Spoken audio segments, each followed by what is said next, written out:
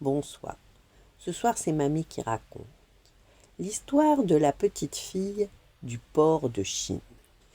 Quelquefois, la petite fille du port de Chine regarde l'eau paisible de la mer et les jonques qui glissent vers le large.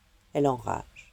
Si seulement le dragon serpent qui vit au fond de l'eau nous fichait la paix, comme nous serions heureux, et moi, je ne serais plus obligée d'apprendre à cultiver, tisser, sculpter. Pourtant, c'est comme ça depuis des milliers d'années. Dans la mer de Chine, il y a un dragon serpent qui pique des colères. Quand on s'y attend le moins, il sort de l'eau comme un diable de sa boîte. Il soulève la mer à coups de griffes, il la fait bouillonner à coups de langue brûlante, et à coups de queue il bombarde des cailloux les rochers du village. Alors les jonques se brisent comme des allumettes, et la petite fille du port de Chine a tellement peur qu'elle court se cacher dans sa maison de bambou. Pendant ce temps, les gens crient, ils supplient le dragon serpent de se calmer, et ils promettent de lui donner tout ce qu'il demande. Quelquefois, le dragon a soif, et pour se désaltérer, il réclame des litres et des litres de thé parfumé. Quelquefois, le dragon a froid, et il faut des mètres de soie pour se réchauffer. Quelquefois, le dragon a envie de trésors, il exige des morceaux de jade sculptés.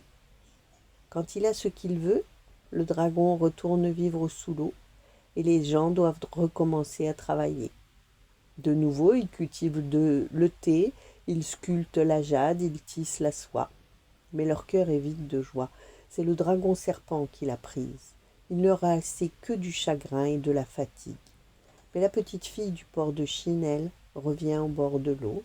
Elle guette quelqu'un qui l'emporterait dans sa jonque, loin, loin du port de Chine et du dragon serpent si méchant. Mais personne jamais ne vient. Les gens se fâchent. Rêvasser ne sert à rien, viens plutôt nous aider. Et la petite fille doit continuer à sculpter, tisser, cultiver. Pourtant, elle déteste ça. Alors, elle attend que tout le monde soit assoupi pour revenir dans le port et faire enfin ce qui lui plaît, danser. Elle danse, la petite fille de Chine, dans le port. Ses bras sont comme des grands oiseaux qui caressent le ciel, son corps est comme une voile de bateau dans le vent, et ses pieds ont le bruit léger de la pluie sur la mer. Elle danse, et personne ne peut l'en empêcher, parce que personne ne la voit. Personne, sauf la nuit, les étoiles et la lune. La petite fille sourit. C'est merveilleux de danser, même si cela ne sert à rien. Un matin, pourtant, après tant de nuits à danser, la petite fille est déjà devenue une jeune fille dans le port de Chine. Et voilà un jeune marchand qui s'approche d'elle, les yeux brillants. Il lui avoue: « Je t'ai regardé danser cette nuit. C'était si beau que je n'ai pas pu m'en empêcher. Maintenant, je vais partir loin sur la mer de Chine, mais je reviendrai te chercher, je te le promets, et je t'emmènerai danser de l'autre côté de la mer. » Puis il part dans sa longue jonque de lac rouge. Alors la jeune fille de Chine danse de joie comme jamais elle ne l'avait fait, car ce jeune marchand, il y a si longtemps qu'elle l'attendait. Elle rit, c'est extraordinaire d'aimer, et tant pis si ça ne sert à rien. Soudain, elle aperçoit les écailles du dragon qui brillent sous l'eau. La jonque rouge est déjà loin, mais pas assez. La jeune fille crie: « Attention, le dragon serpent va bondir !» Mais le jeune marchand ne l'entend pas.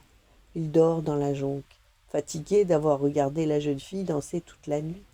Le dragon surgit, la gueule brûlante, et d'un coup de queue, il brise la jonque de lac rouge. Quand le dragon retourne sous l'eau en emportant tout ce que les gens lui ont jeté, la jeune fille guette longtemps, très longtemps. Mais parmi tous les gens qui rentrent à la nage, leur bateau brisé, il n'y a pas le jeune marchand. La jeune fille voudrait tellement, tellement qu'il ne soit pas mort. Le soir, au bord de la mer, elle danse, la danse du désir, et cette danse, elle la danse si bien que le ciel a pitié d'elle. Alors il dépose sur ses doigts un peu d'encre de nuit.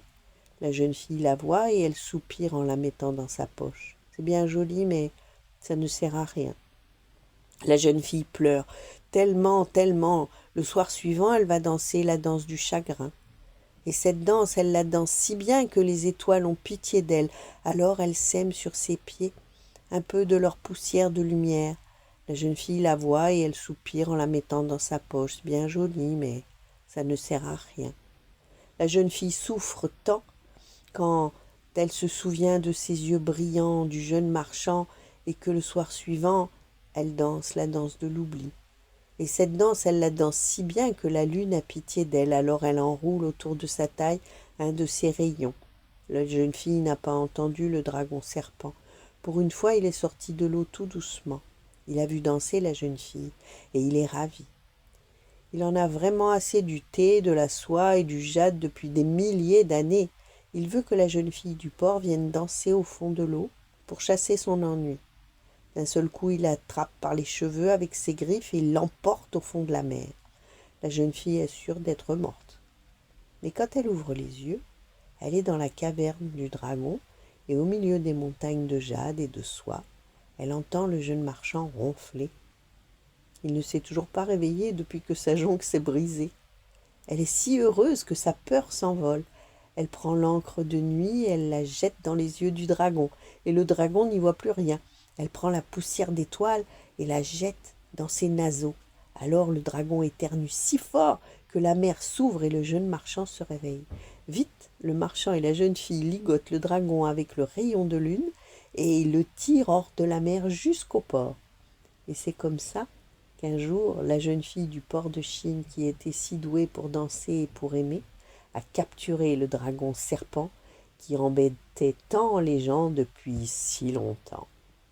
Voilà, bonne nuit, faites de beaux rêves et à demain.